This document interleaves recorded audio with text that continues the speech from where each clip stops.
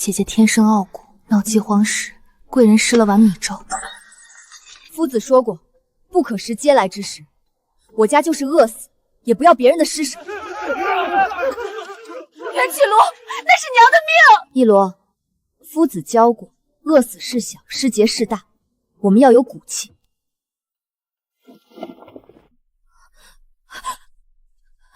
娘，娘！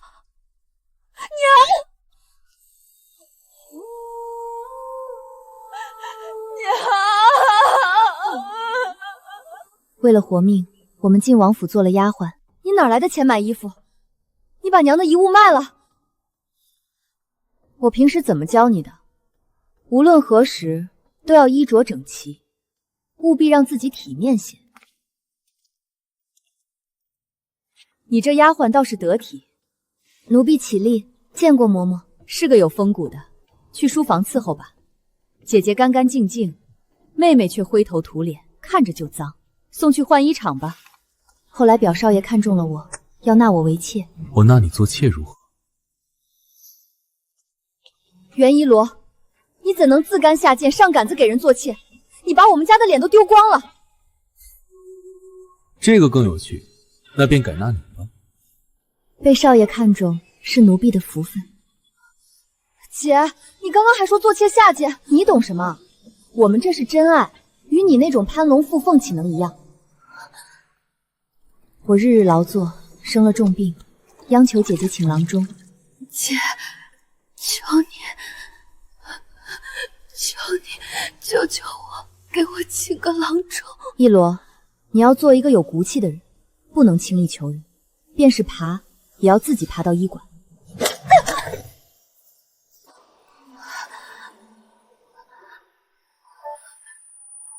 娘，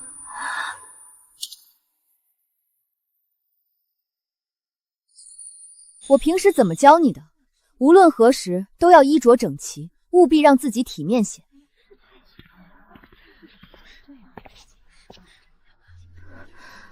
我回来了，回到了初入王府这一天。既然你这么爱骨气，这一世我就让你守着你的骨气。你这丫鬟倒是得体，嬷嬷谬赞。我少时曾得夫子教导，知晓哪怕处境再艰难，也要照顾好自己，是个有风骨的。既然如此，去书房伺候吧。姐姐干干净净，这丫头却灰头土脸，看着就脏，送去换衣处吧。果然和上辈子一模一样，多谢嬷嬷照拂我们姐妹。一罗，你也别怨，差事不过是个谋生办法，好坏都一样。只要你有风骨，在哪儿都能出头，好坏都一样。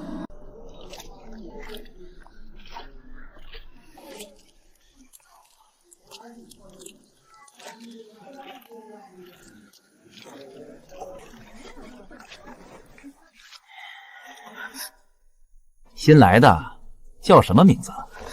回中管事，奴婢一罗。一罗，名字倒是娇俏。新来的不懂规矩，得好好教教你。晚上虚时到我房里来伺候我歇下，以后换衣处的轻活就都归你。不行，中管事，奴婢是来干活的，不敢做这等逾矩之事。不识抬举，既然你不肯听话，那就别怪我不客气。从今天起，府里所有最脏最重的活全归你，我倒要看看你能硬气到什么时候。干活！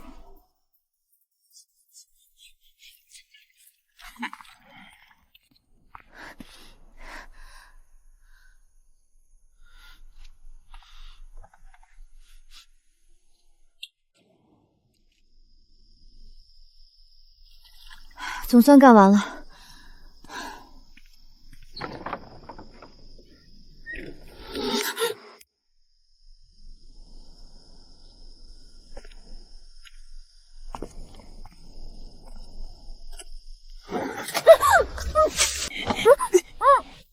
小贱人，敬酒不吃吃罚酒，今晚我看谁还能救你。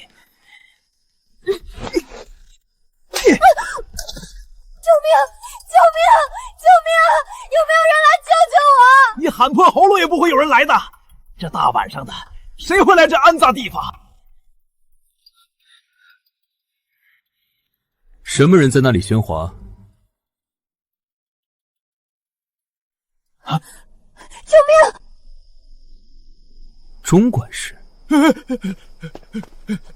表少爷，奴才教训下人呐。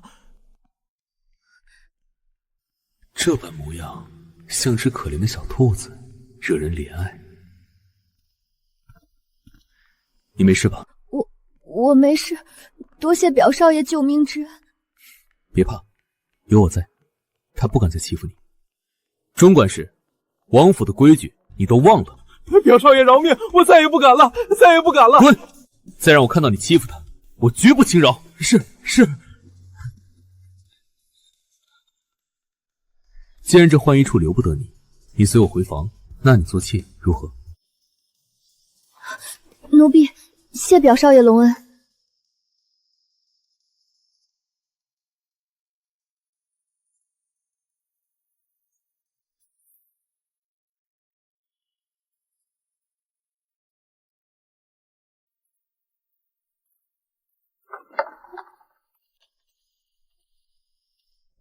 姐姐，你怎么来了？我告诉你一个好消息，表少爷要纳我为妾，我以后再也不用去浣衣处受苦了。仪罗，你怎么能自甘下贱，上杆子给人做妾？我们不是说好要一生一世一双人吗？你怎么能忘了？姐姐不是这样的，表少爷他救了我，他对我很好，愿意护着我，我不想再在浣衣处被人欺负了。够了！你不用解释了，我怎么会有你这样的妹妹？为了摆脱苦日子，竟然甘愿做人家的妾室，真是丢尽了我们姐妹的脸。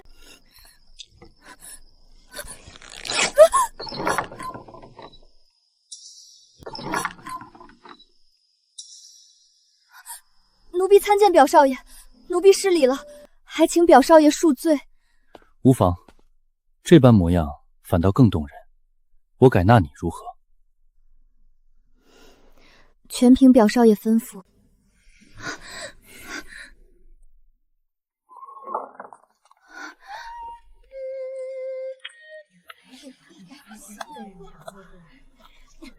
怎么被送回来了？有的人天生就没这个命。哟，您怎么亲自来这烟杂地方了？有什么事儿您吩咐一声就是。姐姐，你不是不想做妾吗？你懂什么？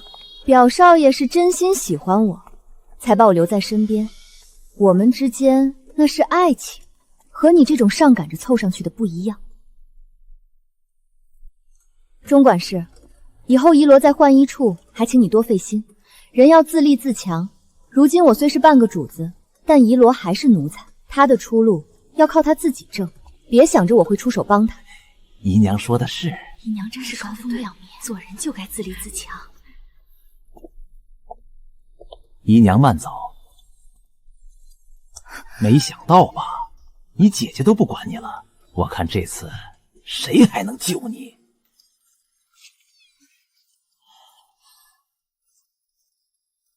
这是你的造化，怨不得别人。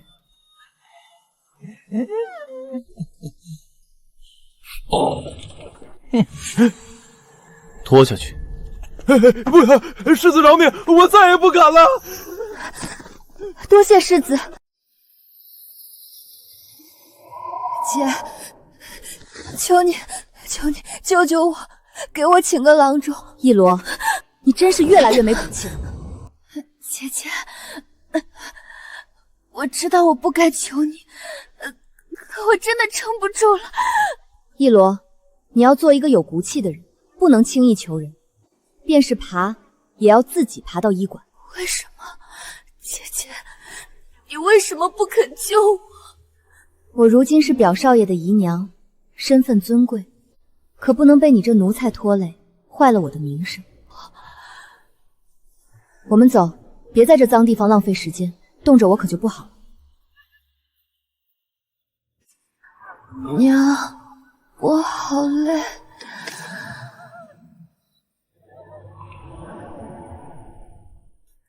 仪罗，怎生这么没教养？还不快点谢谢嬷嬷！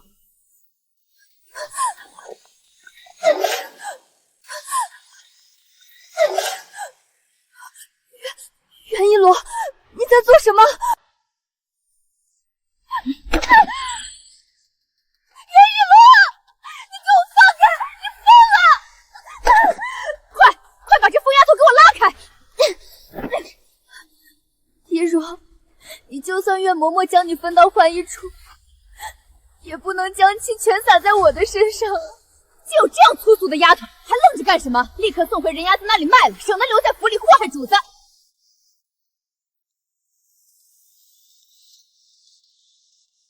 世子，要发卖这个丫头吗？刚才这丫鬟出手伤人，正打算发卖出去。别卖了，送到我这儿来。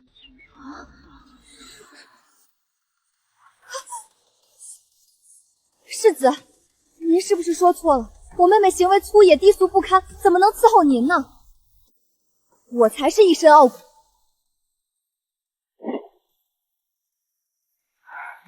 赌赢了。世子最喜欢的，从来不是什么傲骨，而是够狠的人。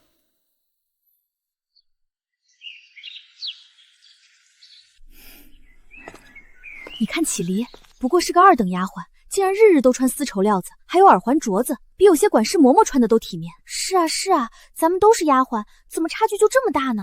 你看启离穿的真体面。人生在世，无论何种境地，都得光鲜亮亮才好，哪怕是做丫鬟，也不能委屈了自己。是。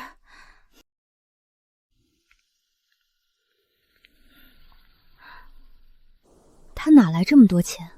宣纸少了2桶，狼毫少了3只，还有一方端砚也不见了。府里的规矩都忘了吗？竟敢动书房里的东西！我已经命人去搜了，如果让我发现是谁做的，仔细你的皮！并未找到失物。管事，此离不就在书房当差吗？他日日穿的那样光鲜，还有耳环镯子，说不定是他偷了东西变卖了。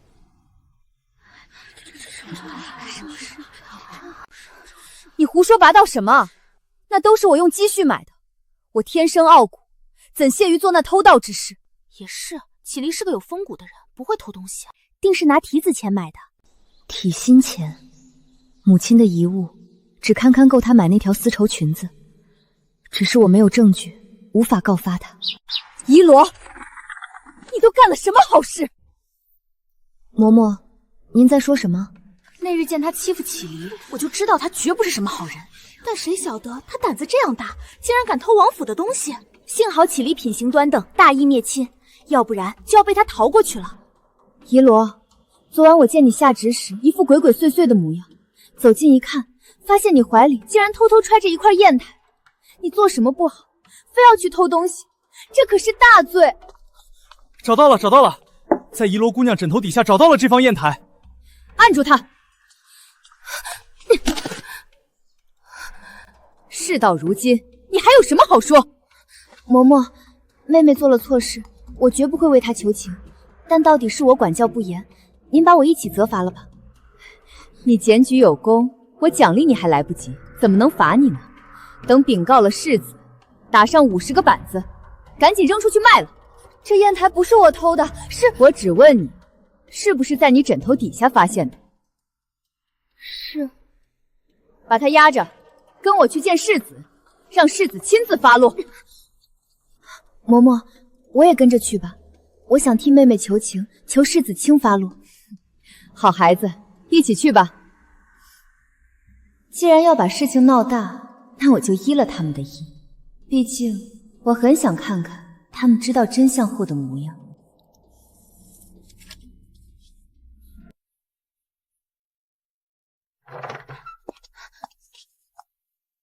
袁一罗这是犯什么事了？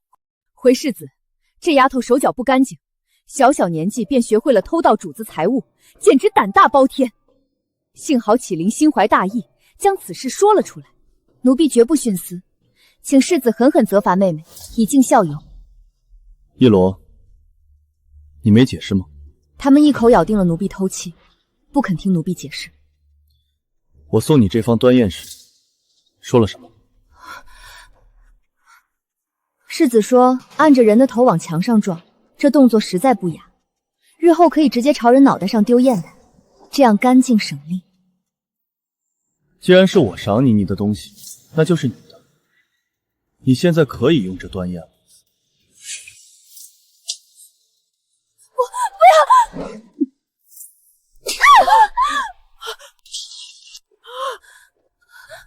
原来这砚台是世子赏给这个伊罗的呀，是小的弄错了，错怪了伊罗。伊罗姑娘大人大量，莫要与老奴计较。都是你这丫鬟搬弄是非，这才让我误会了伊罗。嬷嬷，你方才明明也……够了，你身为管事，偏听偏信，连我房里的人也胡乱攀咬。我看这管事你也不用做了，拖下去。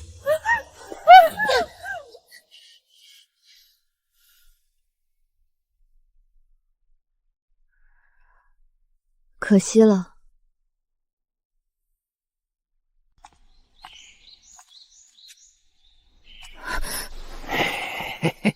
钟管事。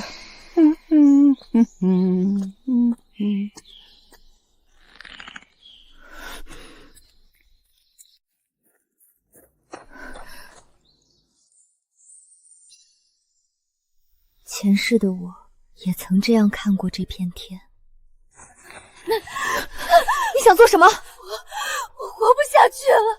就因为被那个老东西欺负了，你就要自寻短见？你的命就这么轻贱？我知道，可这不是第一次了。他总拖我进小树林里，就算我来了月事也不肯放过。这样的日子我真的过不下去了，真的过不下去了。我早该想到，像钟叔那样的人，即便不是我，他也会将手伸向别的女子。如果我能早点去找他算账，就不会有新的姑娘受苦了。是我对不住他，我帮你摆脱他，好不好？可以吗？当然可以。今日怎么转了性，神神秘秘约我来这儿，是要给我什么惊喜？你是谁？奴婢仪罗，是新晋府的丫鬟。一罗？没听过这名后啊。奴婢是新晋府的丫鬟，在府里无依无靠。今日听阿梅姐姐说，您是府里的老人，手眼通天，待下人最是体恤。奴婢想有个依靠。这么多年，还是第一次有人上杆子来找我。您答应吗？答应？哪儿能不答应？没白疼那丫鬟，还只找人来孝敬我了。来了。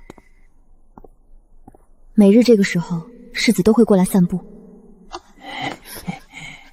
命！救命啊！好你个丫头，竟然敢玩我！看我等下怎么惩罚你！世子救我！世子饶命！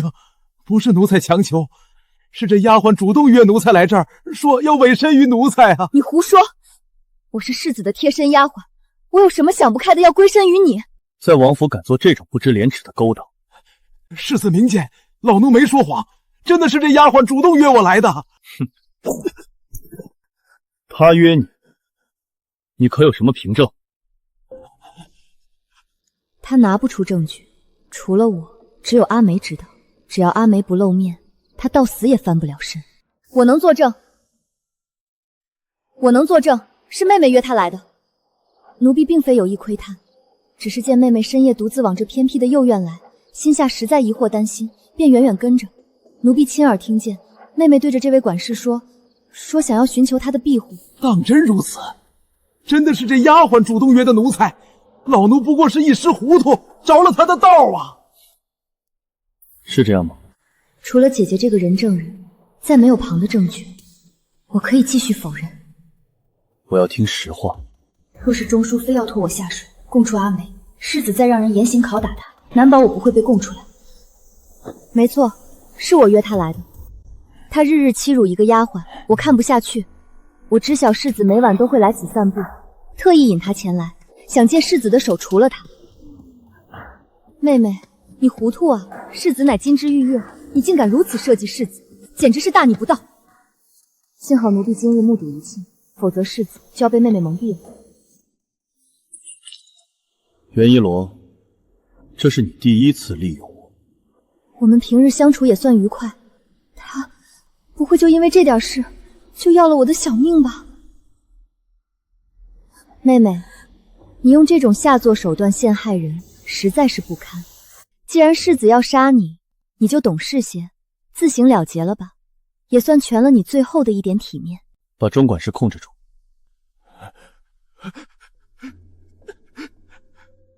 杀了他！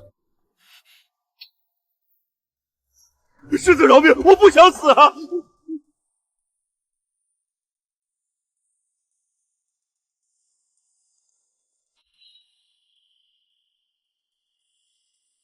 不敢，不敢。前世在他手里的羞辱，我这辈子一天都没忘过，怎么可能不敢？不要，不要，饶了我！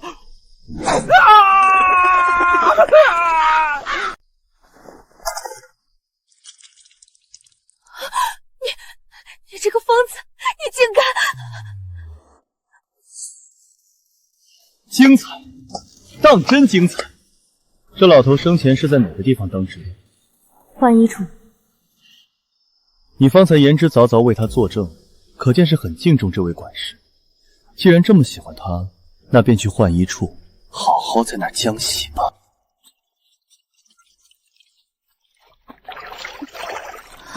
水好冷。嫌水冷？你当你是哪房的娇小姐？快点洗，洗不完这筐，晚上别想吃饭。我这双手是用来提笔写字的，怎能做这些烟杂事？哼，到了换衣处还想着写字，看我不打醒你这春秋大梦！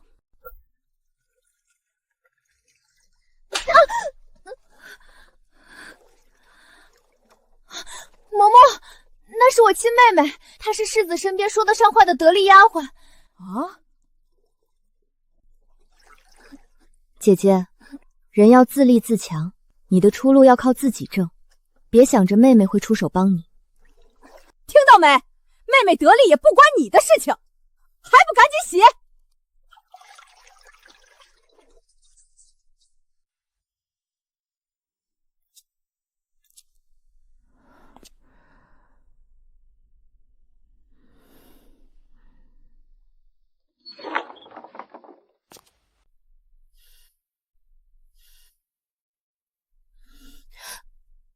每次世子房门紧闭，若没有他允许，旁人是不得入内的。袁一罗，过来。既然进来了，就别急着走。很吓人吧？我用了很多方法，让他始终保持着一丝气息。现在我正在学雕刻。袁一罗，你害怕了？没有，只是敢问世子，他到底犯了何事，要被如此对待？当年出了祸乱，我的生母流落民间，被他找了一群禽兽凌辱，生生致死。那些参与的人都被我处理了，唯独他，我觉得死实在太便宜他了。袁一罗，你现在是不是觉得震惊又害怕？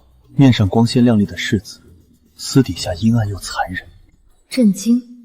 从他在林子里给我匕首的那一刻起，我就知道他绝非善类。奴婢不觉得震惊，更谈不上害怕。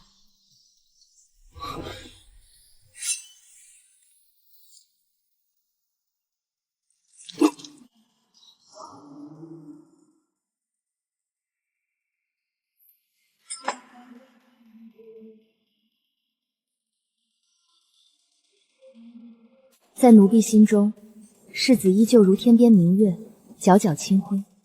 这等污秽之人的血，别让他脏了您的手。是吗？正是。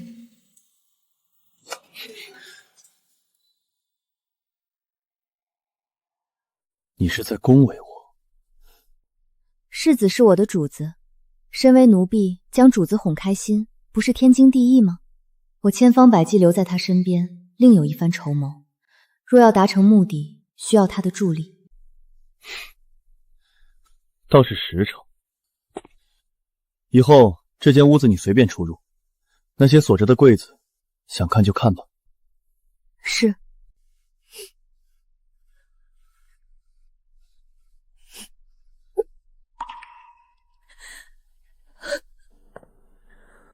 怎是让你一个弱女子独自在此劳作？他们都下职了，留了这些脏衣服给我，不洗完便不许我吃饭。换一处这种下等地方，就会抱团欺负人。你若是跟他们讨个饶，服个软，融入进去，便不用受这种苦了。谢少爷美意，但我袁锦玲即便沦落浣衣处，也有骨气在身，绝不与他们同流合污。这等明珠，岂能埋没在泥坑里？我回头会帮你狠狠责罚这些黑心的奴才。你随我走，这安杂地方，你一刻也不必待了。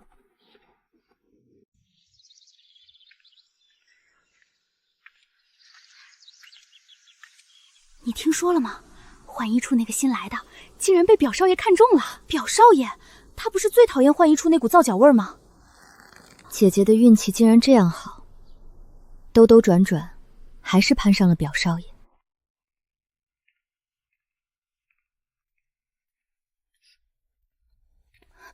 袁姐姐，你是不知道那位绮离姑娘，我们哪有欺负她呀？怎么回事？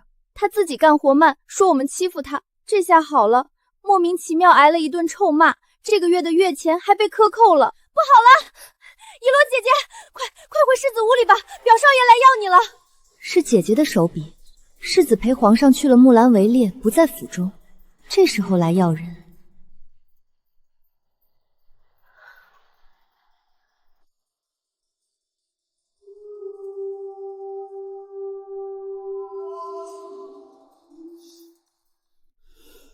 沈少爷，你就是齐离的妹妹。奴婢是。齐离心善，如今做了主子却夜夜难眠，一问之下才知道是担心你，他怕你在外受了苛待，求着我将你放到身边。谢过表少爷体恤，但奴婢在世子手下一切都好，就不劳少爷和姐姐费心了。一罗是世子身边的贴身丫鬟，就算要走，也得等世子首肯。沈郎，我就这一个亲生妹妹，她不在我身边，我实在难安。沈郎，我天生傲骨，在这府里从未对谁低过头，如今就求你这一件事，求你。这个我就领走了，等表弟回来，我亲自和他解释。这左右不过一个丫鬟，表弟会给我这份薄面的。以后你就跟在秦离身边伺候，听你姐姐的差遣。齐离，我晚上再来看你。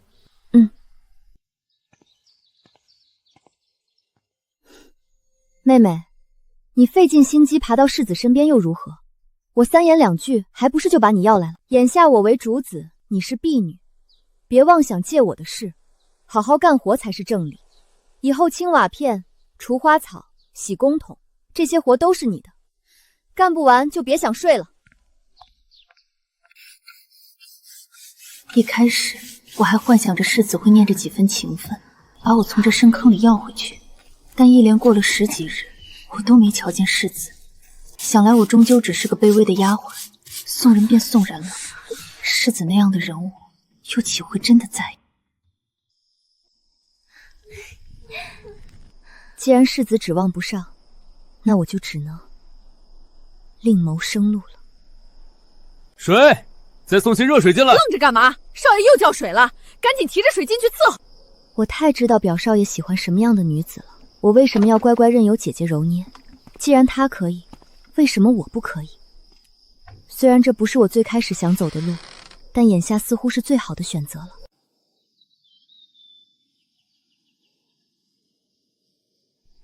主子正在屋内午休。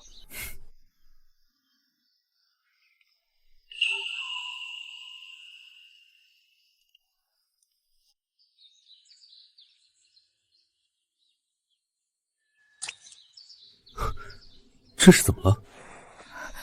回表少爷，是奴婢手笨，方才除草时不小心被镰刀割着了，是我太没用，惊扰了表少爷，让少爷见笑了。少爷看着芍药漂亮吗？都是奴婢这些日子亲手种下的。哦，原来你喜欢芍药。姐姐喜欢芍药，这才让我种下。但我其实并不喜欢。对着水面练了无数次的角度，果然没有人能抵挡得住。那你喜欢什么？梅花、零落成泥碾作尘，只有香如故。这园子里百花争艳，奴婢却只爱那冰雪里的梅，不为争春，只为那份气节。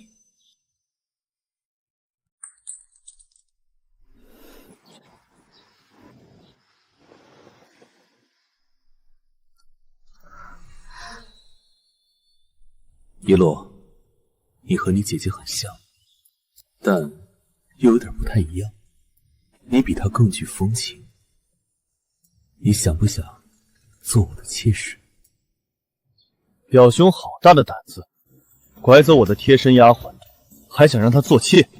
拐走我的贴身丫鬟，还想让她做妾？世子，袁一罗，过来，还不快跟我回去！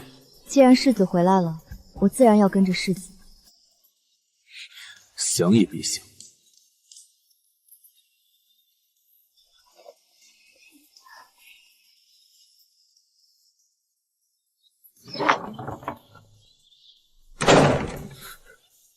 袁一罗，你好大的胆子！我才走几天，你就敢背着我跑去勾引别的男人？您看，奴婢的手还在流血呢。袁一罗，你少在我面前卖惨，我不吃这一套。不是卖惨，这伤口是奴婢亲手割的。奴婢这些日子在姐姐身边过得艰难，可又实在不甘心过这样的日子，便想着另寻出路。所以你就去勾引她？不然，奴婢还能怎样呢？袁一罗，你就不能等等我吗？等过，原先是想着世子能把奴婢要回去，可等了许久也没等到世子。若是从未等，也不会直到今天才行这种人。皇上兴致刚胀，多留了几日，我今日方才到家。我一进府，知晓你被带走后，我衣裳都没来得及换，就去把你要回来。你倒好，嘴里说着在等我，手都让别人摸去了。疼。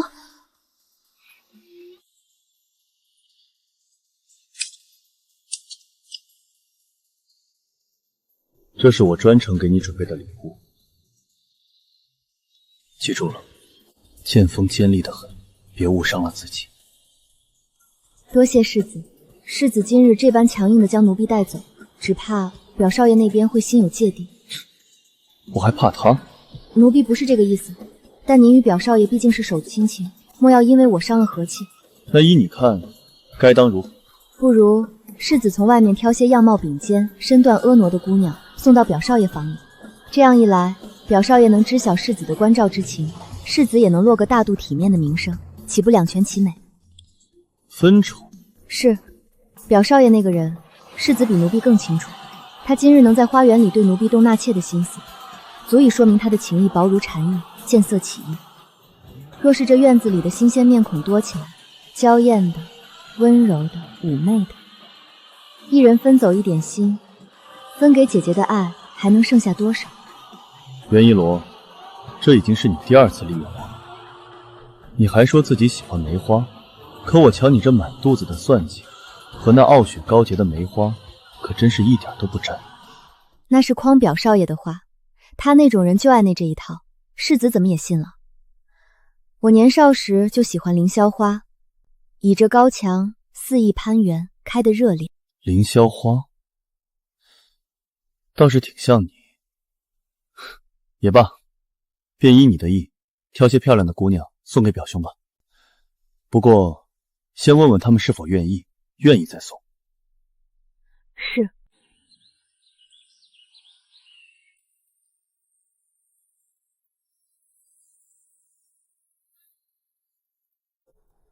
刚才我说的话，你们都记住了吗？奴婢记住了。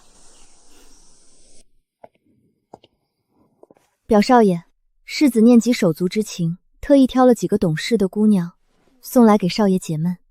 表弟这是什么意思？莫非觉得我什么人都能接受？我已经有了启离，怎会去看旁的女子？姑娘们，见过少爷。奴婢如水，奴婢如花，奴婢如烟，奴婢如月，见过少爷。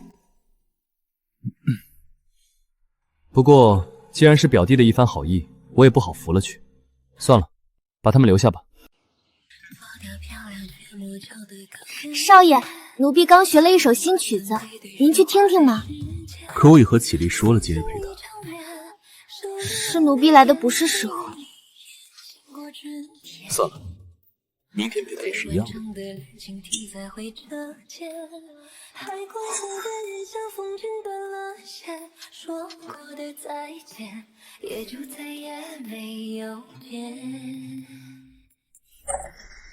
不下了。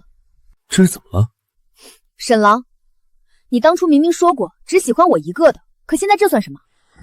启丽，你知道我心里有你，可那4个是表弟送来的，我总不好冷落了，坏了兄弟情分。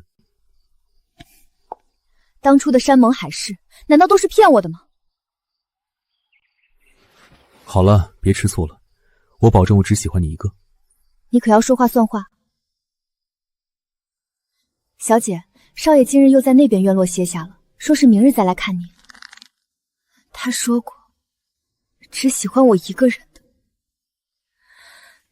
我要去找他。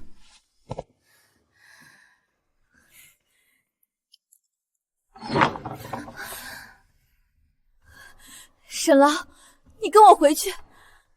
启姨娘真是天生傲骨，看不得咱们这些凡夫俗子。少爷去哪儿是少爷的自由。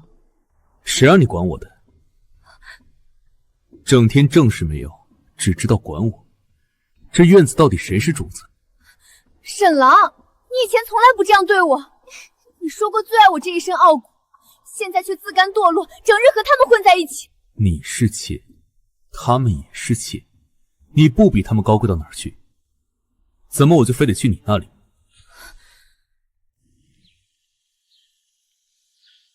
听说了吗？那位启姨娘失宠了，表少爷连着半个月没去她那儿，活该！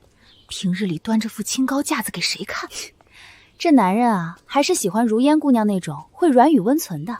姐姐，你引以为傲的爱情，在这些诱惑面前，果然脆弱的像纸。恭喜少爷，姨娘这脉象圆滑如珠，确实是有身子了。当真？这可是我的第一个孩子，老身从未出错。赏，这满屋子的伺候的人都有赏。启丽，往后你想吃什么要什么，尽管开口，只要能保住我沈家的血脉，什么都依你。多谢沈郎费心。姐姐恩宠更甚从前，但我如今无暇理会，因为我有更重要的事情要做。一罗，我明日要和友人出门踏青，你乖乖在府里待着，别乱跑。若是发现你又跑去表兄那里献殷勤，我便用黄金打个脚链，日日将你绑在我身边。世子若这般不放心，不如带奴婢一同前去。你？我出门一向不带女随从。世子不想让奴婢陪在身边吗？袁一罗，是不是你离不开我了？这是唯一的机会，我必须去。是。那好，明日我便带你出去见见世面。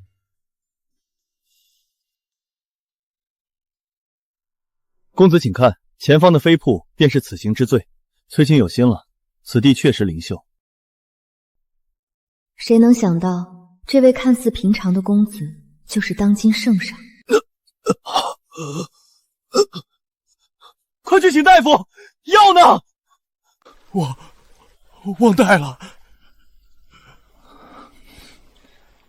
这一世，我买了最好的心急药，救驾之功，我要定了。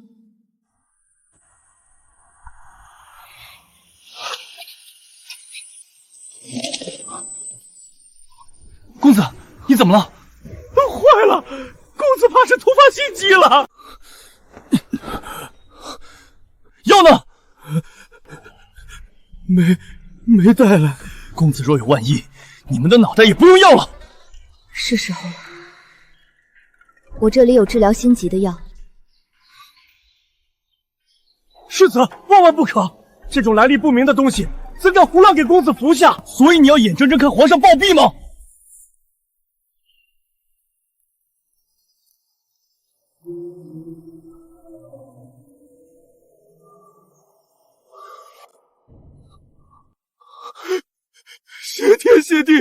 终于醒了。发生了何事？刚才公子突发心急，幸好一罗姑娘带了药，这才幸免遇难。你身上怎么会有治疗心疾的药物？回公子，奴婢天生患有心疾，故而时常将救命药物带在身上，以备不时之需。天生心疾？袁一罗，你到底还藏着多少秘密？看来天不绝朕啊！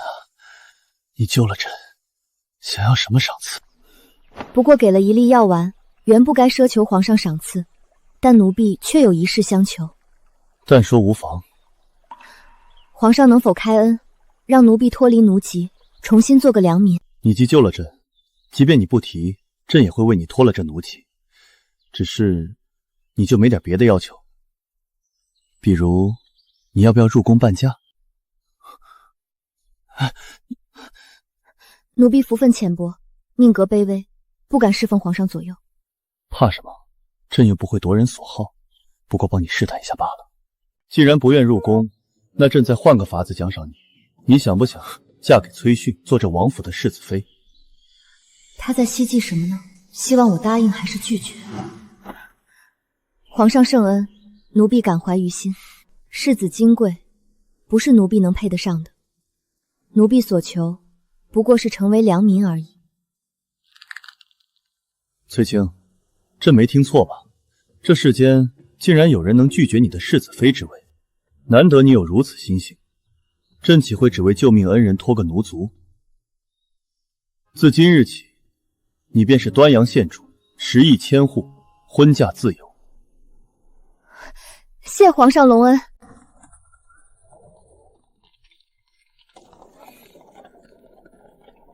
袁一罗，你是骗人的。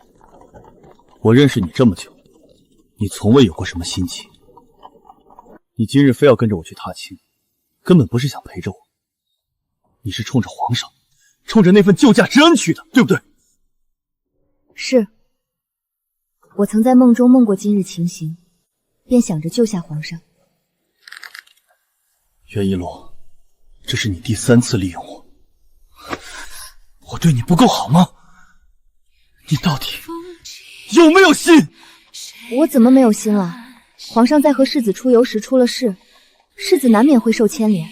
我做此举，也帮了世子啊。你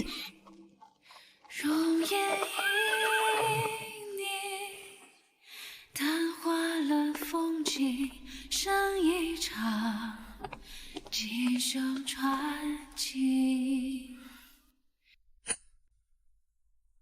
听说了吗？那个丫鬟仪罗救了皇上的命，何止啊！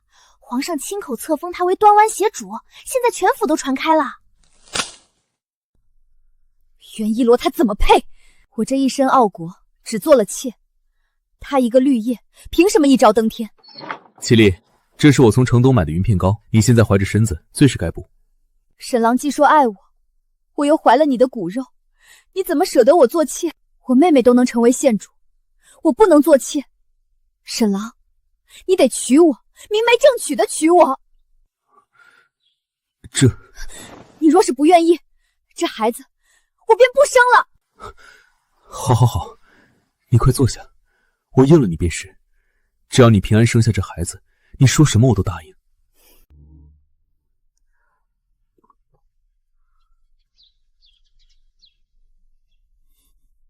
妹妹是专程来找我炫耀的吗？那妹妹怕是来错了。我过几日就要嫁给沈郎为妻了，沈郎许诺会为我挣个好命回来。袁一罗，你是县主，往后我便是好命，在我面前你也不会高贵到哪儿去。姐姐，这药喝久了，莫非连脑子也喝糊涂了，还在做白日梦？王妃此前托人给表少爷相看，看中了顾侍郎长女，两人交换了庚帖，不久就要成婚。姐姐是不知道这事吗？你拿这种事情诓骗我有意思吗？你此话当真？是不是真的？你一查不就知道了？不可能的，沈郎明明答应娶我为妻的，不过是哄你的话，你竟然当真了。表少爷怎么可能放着高门贵女不要，娶你一个丫鬟为妻？那你呢？同样是丫鬟出身，凭什么你就能一朝封县主？凭什么你能过得比我好？我是想借着高枝往上爬，但我从来没想挂在高枝上。高枝并不牢靠，我得做自己的根基。袁一罗，说到底，你不过是运气好救了皇上罢了，少在我面前扯这些冠冕堂皇的大道理。我如今怀着沈郎唯一的孩子，太医还说是个男孩，我的前景一片光明。你不过空有县主名号，你有什么好骄傲的？那我就看看姐姐的前景是如何光明。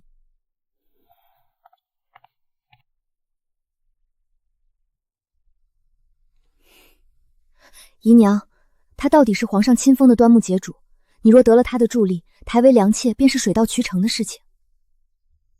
您毕竟是他异母同胞的亲姐姐，不如给他服个软，请县主帮帮忙吧。胡说些什么？我这种有骨气的人，怎么可能上杆子求他？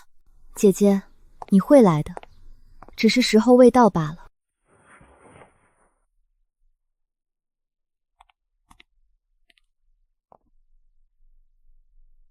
世子既然来了，怎么不进来？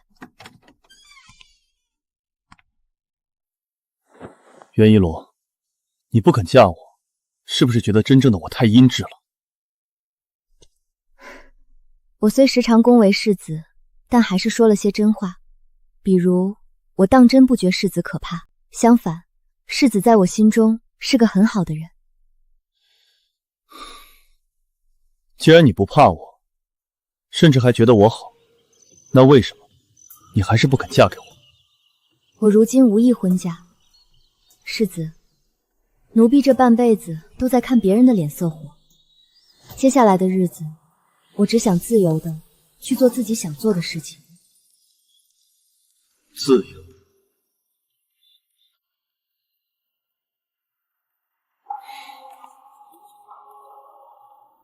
世子保重。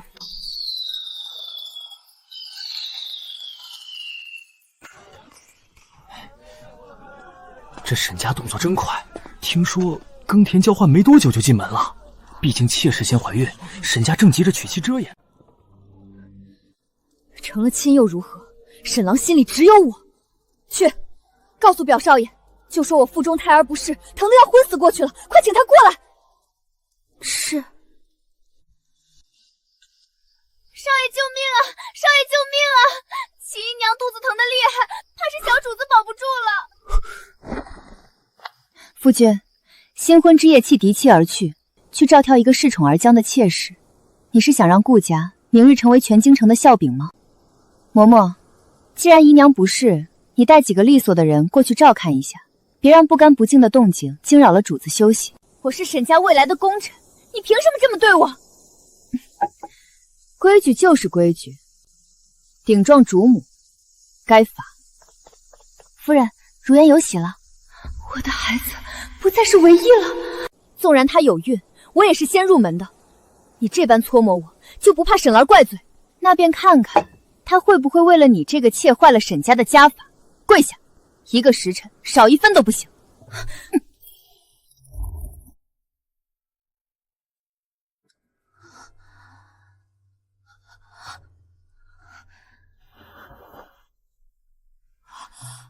不好了，姨娘小产了！沈郎，那可是我们的孩子，他还没睁眼看看这世界，就这么没了。孩子没了以后还会有的。顾氏也不是故意的，他是正妻，家法在那儿摆着，我也不能为了这点事去为难他。这点事，沈郎，那是你的亲骨肉。行了，你整日里除了哭就是闹，这屋里一股子药味熏得我头疼。你先歇着吧，我去如烟那儿坐坐。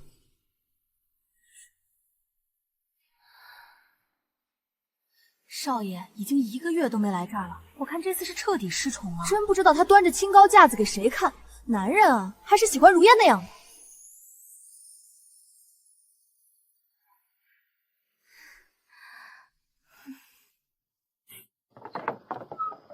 我来为妹妹伴奏一曲。哟，今儿个怎么变了个人似的？奴婢以前糊涂，往后只想全心全意侍奉少爷。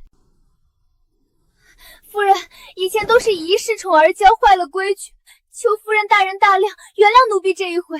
往后奴婢定当为夫人马首是瞻，绝不敢再有半分僭越。既然你知错了，往后便安分守己。我也不是那等容不下人的毒妇。谢夫人宽恕。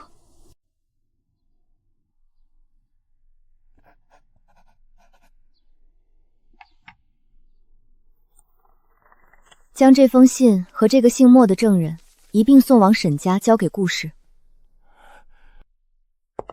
当初你从我姐姐手里收走那些宣纸狼毫时，可想过有今日？县主饶命，小人一定如实交代。姐姐，我给顾氏的信里写得清清楚楚，务必提防你，希望你可不要再犯错了。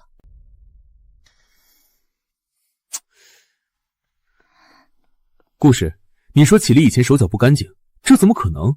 当初我就是看中他那一身傲骨，洁身自好，他怎会去偷那些身外之物？是不是身外之物？问问这位掌柜便知。就是他，当初他在王府书房当差，好几次拿上等的狼毛和猴纸卖给我。你胡说！这是你变卖王府狼毫的凭证，人证物证俱在，你还想狡辩？袁绮罗，你不是说你天生傲骨，视金钱如粪土吗？钱财乃身外之物，用钱财装点自身门面又何不可？装点门面？你这骨气竟然是靠偷来的！来人，收走他的丝绸首饰，贬为贱妾。顾氏，你毁我前程，我定要让你后悔。去请郎中过来。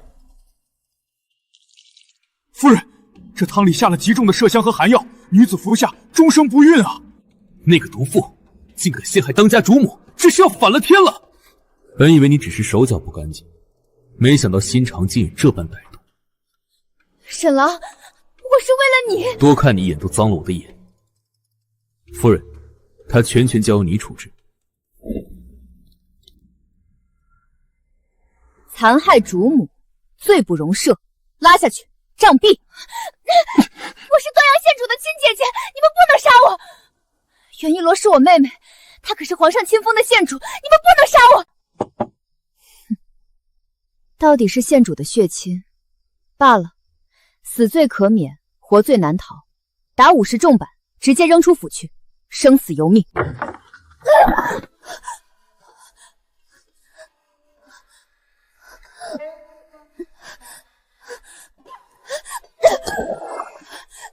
救我！我妹妹是端阳县主，她不会不管我的，她一定会来救我。到时候她会给你大笔赏钱，快去！我家县主让我来传句话。一罗他肯救我，他让你带大夫来了。县主说了，你向来有骨气，从不轻易求人，如今这般狼狈，也该守着你的骨气。便是爬也要自己爬到医馆。不可能，我认得他，他先前在张府做妾室，心肠可歹毒的很。大姐，你说说他做了什么事儿？他做丫鬟的时候就手脚不干净，偷府里的东西，后来凭着几分肤色做了妾室，可他善妒的很，竟然偷偷给主母下药。主母人善，念他一时糊涂，没把他打死，只打了50大板扔出府。原来竟是这样不义之人，偷东西害主母，真是心肠歹毒。这主母真是人善，竟就这样饶了他。原来竟是这样不义之人，真是心肠歹毒。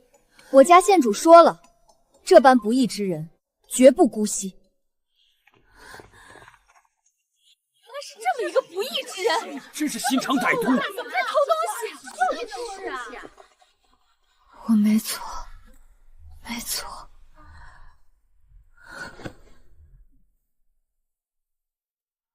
自那日后，我彻底放下了执念。我始终记得当年递给我和母亲的一碗热粥。那碗粥虽然被打翻了，可那份暖意，我记了一辈子。世子又来了，这已经是这月第5次了吧？瞧那架势，哪是世子，倒像个上赶着送钱的账房先生。袁一罗，我问你一件事。世子请讲。倘若婚嫁不会困住你的手脚，不会剥夺你如今的营生，不会让你困在后宅方寸之地，你可愿意给我一个机会？你不愿答，我便不问。我要入伙，这京城的善堂我陪你开，这绣坊我也要占一分股。既然世子这么想做赔本买卖，那便却之不恭了。毕竟世子钱多，不要白不要。你这丫头算计到我头上来了，希望他们能快快长大。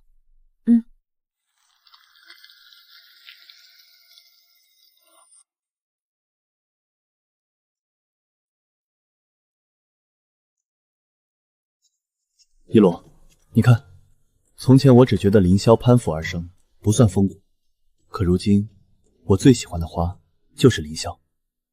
为何？因为他和你当真像极了。他看似柔柔弱弱，却凭着一股韧劲，一路为向上攀爬，迎着阳光开得轰轰烈烈。